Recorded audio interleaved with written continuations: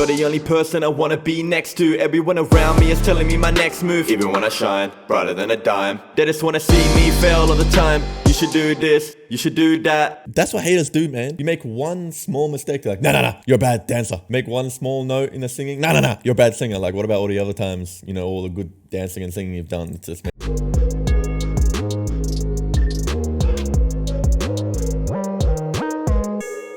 How's it going, guys? It's your boy Wyatt, everybody's favorite Aussie reactor. Today we are back at it again with another reaction. Today we're checking out some more Casual Chuck. Now, I've actually didn't even realize this, but I finished reacting to every episode of Casual Chuck's SB19 story, and I thought there was still another. For some reason, I thought there was still like an episode 5, but then I went to check, and there's only four episodes plus the episode 0, so there's only 5 episodes. But I thought there was an episode 5, so I thought there was 6 episodes. So that was my mistake. So I didn't realize that the last video I did, we actually ended on the SB19 story with Casual Chuck. Either way, today we're going to be checking out some more Casual Chuck though. Today we're checking out what nobody understands about Ken of SB19. I think this is fitting because the last episode we ended off at with Ken crying from his family and stuff like that. So I wanted to dive in and divulge into this kind of the story of Ken of SB19. So yeah, this is what nobody understands about Ken of SB19. And if you want to keep updated on what we're doing on the channel, don't forget to hit that subscribe button, hit that notification bell, and notify all. If you want to be updated, and if you want to support further, because we don't really make any money off these music reactions, don't forget you can become a member on the channel. Just go to the top and click join and become a member for as cheap as a bag of chips and a drink. I've been your boy Wyatt, everybody's favorite Aussie reactor. Let's get it. This is what nobody understands about Ken of SB19. I'm excited. I'm pumped.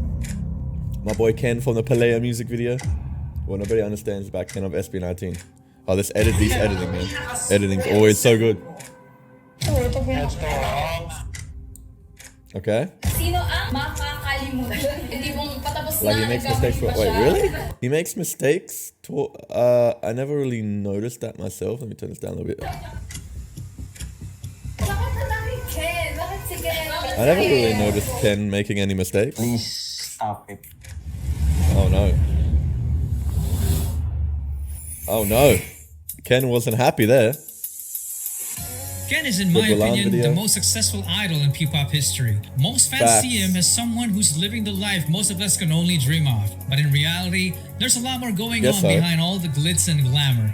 That's the moment that made me broke down. So this is like a different camera view of it. That's insane. In today's video, we will reveal the challenges he had to go through just to get where he is today. From being a scrawny kid who only ate instant noodles on his birthdays, to becoming the CEO of his own company. I know, Ken's story is like a definition of rags to riches. And the haters are not having it. He quickly became one of the most polarizing figures in the ppop industry. Wait, what? But before we talk about all that, let's talk about his humble beginnings because it's straight up inspiring. Facts. Everything about all the members of SB19 is always so inspiring. Oh god, Ken crying there. Your editing, Casual Chuck, it's always so good. It all started in Pagadian, Zamboanga del Sur. Okay. This is the countryside where Felipe John Suson was raised. His mom wanted to name him Kenji, but his grandpa Felipe insisted to name him Philip. He was the youngest member of a family that barely had anything financially. Damn, I can relate to that one. Instead of a cake on his birthday, all he gets is a plate of instant noodles.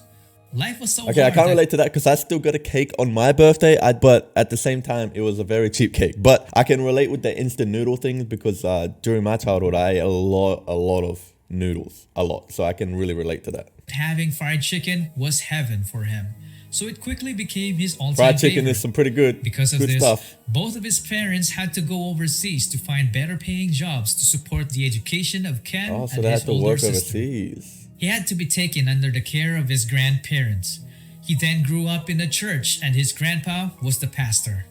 Right. He was just a scrawny kid who likes mathematics and discovered drawing as his first talent. I think a lot of us were scrawny kids at a young age. So he went on to become an editorial cartoonist in school. Ooh. Family gatherings in the Philippines always require a karaoke machine. And Ken's extended family wasn't a stranger to that. He used to hide during these occasions because he was always asked to sing. I was told by some sources that Ken had a very good singing voice as a kid, but lost his confidence when puberty hit because it gave him an ultra deep voice, which turned out to become one of his greatest assets in the future. He has a really good deep Pablo. voice. I've never thought that Rivetot na. May mga tao talaga makapag-appreciate ng voice ko. Kasi hindi ako ganoon ka confident sa voice ko kasi yung range ko mababa lang tapos malalim yung boses ko. Ngayon, parang naging na-appreciate ko na yung boses ko dahil may mga tao na ka-appreciate na.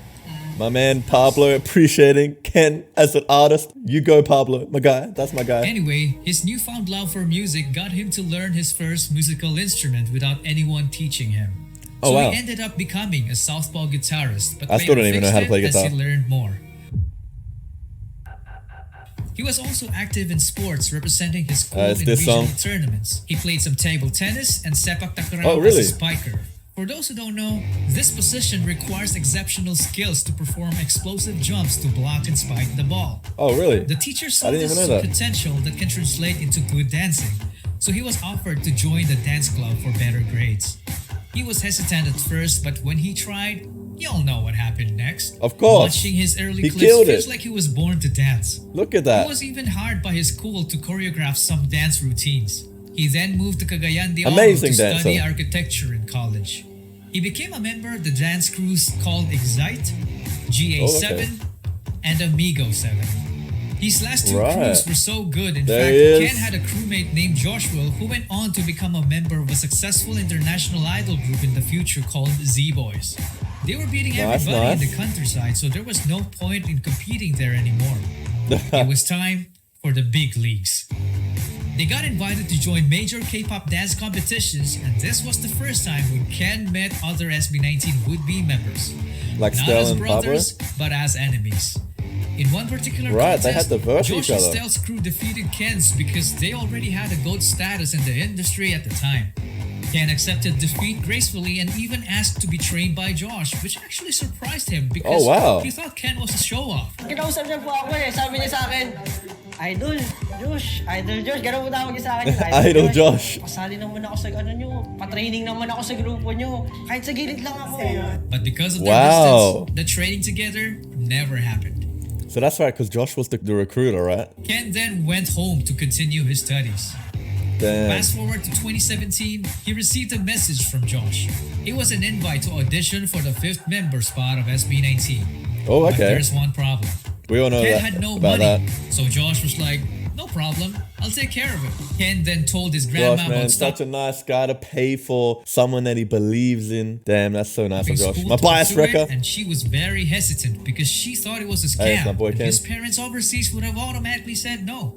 But Ken was so close to his grandma that he managed to convince her to go in secret. Looks like he's not a bad actor too. Boy took off to pursue his dreams. He had nothing with him except his phone, his clothes, and a 1,500 peso pocket money. This time when he arrived at the airport, there was no crew. It was all him. So imagine how that was. Isn't that something like only $100 Anyway, in he took Australia? a taxi to SBT Talent Camp, and of course, the drivers camped him. He had to pay 600 pesos for a supposedly 150 peso trip. What a ripoff. What anyway, an asshole. He finally met Josh and the boys and started training with them for a year while crashing into a distant relative's house to rest up. Why am I saying chickens? On the floor, not with a comforter, but a banig. Because if he didn't, he would be homeless. Ken had no salary when he was still training, so he moonlighted as a small-time model to survive. Which is an experience that would play a big role in his future. Right, the dude was literally fighting for his dreams every single day. So here comes 2018. I feel like the modeling would have helped because now he's like being like put on votings and stuff like that for being like the most handsome man and stuff like that. So that's really helping a lot, to be honest. Finally debuted, and though it was a rocky start, they gradually progressed to become the greatest blue God has ever created. Facts. If you want to know more about their story as a group, check out the SB19 story series I made, which we have reacted to every episode. Linked down in the description. You can also join the highest tier of our channel's membership if you're interested to be credited as one of the executive producers. So how did Ken become the most I didn't even know that. K-pop idol? Like, how is he either obsessively loved by fans or obsessively hated by bashers? Well, I honestly don't understand he has this persona of a badass dude who doesn't give a shit. And if you combine that with... He kind of does have that persona, but at the same time, I never got that persona from him to begin with. Like, the first thing I got from him is he was more like introverted, shy type, you know, not fully confident about his himself. That's what I got. But then now when I see this, I realize, no, he does also have a different aspect of him that can come across that way too. And one of the Interesting. many accusations thrown at him, then they got themselves a new ppop villain in the making. But there's one thing in common between all those issues. They lack evidence. Facts. There are a few exceptions though. But you can't say a person is arrogant just because he looks cool and badass. Exactly. The dude is even a softie. Like, I can see why people would get that, but it doesn't mean that per se. Because just because you might start looking like you feel like a bit confident in yourself doesn't mean that you're arrogant. I mean, look at him. Look, he looks like the most innocent, most nicest person of the group. I mean, look at him crying over getting a birthday cake and crying over his family members and stuff like that. Like, Ken is definitely a really good dude. He tends to cry in interviews and emotional moments. Oh, man. His awkwardness as a kid is still there, and this TikTok clip says it all. Me and you and you and me, just us and your friend Steve. Do do do do do do Steve. Do do do do do do Steve. Do do do do do do Steve. Do do do do do do Steve. Do do do do do Steve. Do do do do Steve. You're doing the Naruto stuff. Do Steve. Also, you can't just call a person lazy just because you've seen a few clips of him sleeping. I mean, He's isn't it tired. the result of him working too hard? Exactly. Being an idol and running your own clothing company at the same time is no joke. The dude only used to draw this aspiration, but now he made it happen. He managed to build a company that sold out merch in just minutes. It's insane. It's even rumored that his company I gotta is get me now some worth merch. more than $1 million. Whether it's Holy crap, I gotta get me some merch. true or not, it put an even bigger target on his back. And haters started coming up with even more ridiculous claims. Like what? Like He's accusing money him hungry? of copying 2 K-pop music videos just because they have a similar vibe.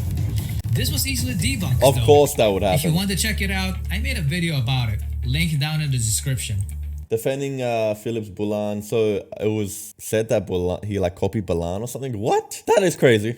His main dancer people come up position with got anything. also heavily criticized because of one single clip of him messing up on live TV. It was unfair in my opinion because Ken has always been consistent in his dance Yeah, look at that. performances, yet the haters suddenly forgot about how good he really is.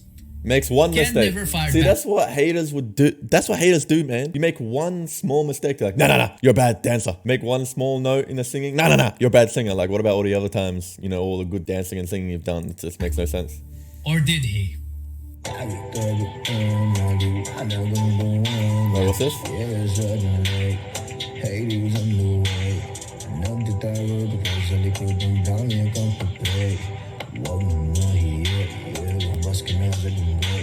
Okay. So why does the poultry still exist and are still growing in numbers after all the bashing? Well, it's because he doesn't only have the alluring personality, but he also has the capability to back it up. Facts. Scratch that. Facts. Capabilities. What's crazy about Ken True. is that he has already shown us enough talent like his exceptional dancing and singing that is enough to fulfill a main vocal role. Exactly.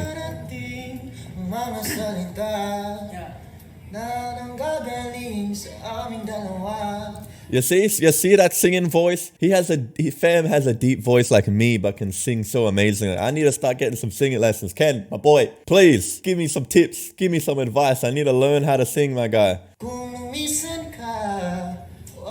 So good. Justin, like, yeah, this is awesome.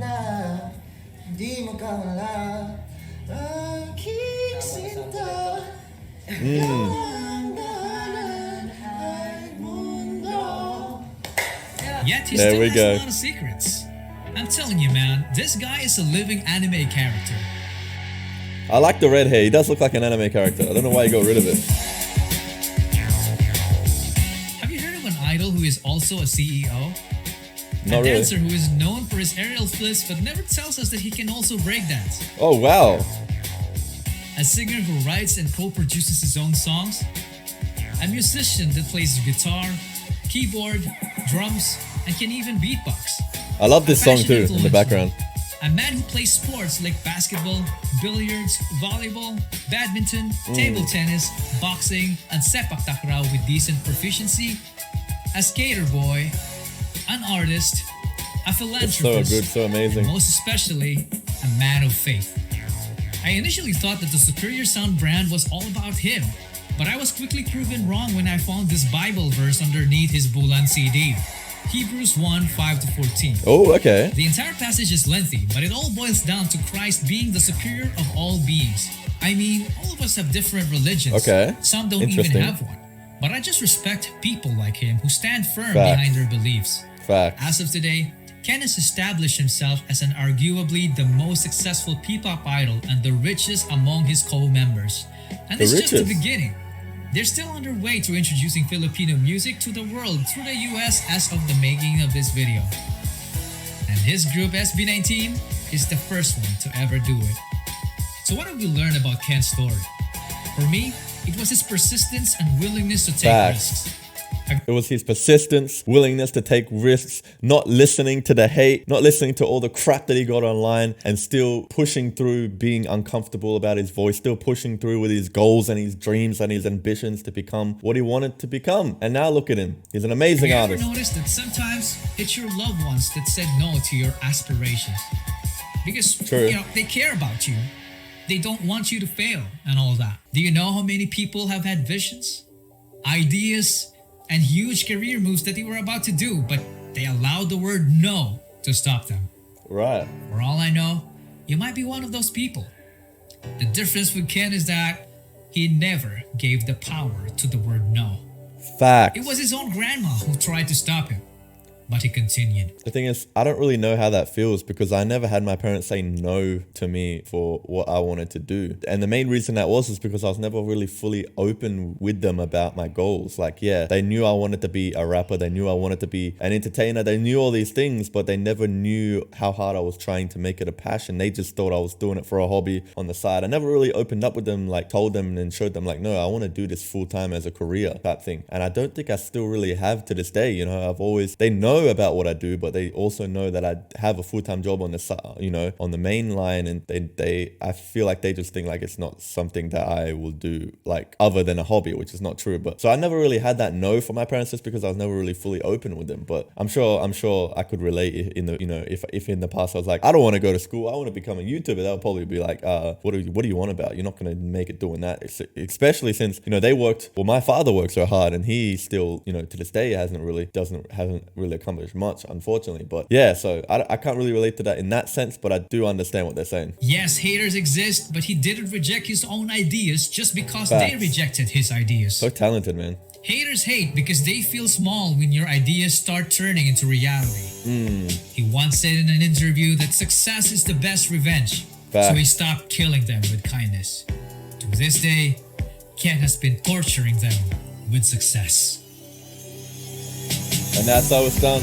That is how it's done. Anyway, I've been your boy Jay Wyatt, everybody's favorite Aussie reactor. That was what nobody understands about Ken of SB19. Let me know in the comment section down below if you want me to react to the other videos he's done, like what nobody understands about Stell and Josh and all the other members. And also, if you stuck to the end of this video, I want you to go ahead and do me a favor. Me and CASHUALCHUCK, we need to get on a video or a podcast or do something, because my guy, I want to work with you. Like, your videos are super inspiring and super informative, and what you do in the scene and in the genre of P-pop, it's very inspiring for me. So what I want you guys to do, and if you've stuck it this far, just go to CASHUALCHUCK's latest YouTube video and or even go on Twitter, one of the two, and just put in either his latest YouTube video in the comment section down below. Like, I want you to work with Jay Wyatt, or at him on Twitter, I want you to work with Jay Wyatt or something like that. And let's see if we could get something popping off with CASHUALCHUCK, because I really want to work with the guy. He's inspiring, but don't annoy him, all right? Anyway, I've been your boy Jay Wyatt, everybody's favorite Aussie reactor. I'm gonna get the hell out of here. Don't forget, if you want to be updated on what we're doing on the channel, hit that subscribe button, hit that notification bell, hit notify all. If you want to be updated on what we're doing on the channel, but nothing is forced, you can always unsubscribe later on in the future if you do not mess with the content that you see on the channel. Anyway, I'm gonna get the hell out of here now. Peace, ciao,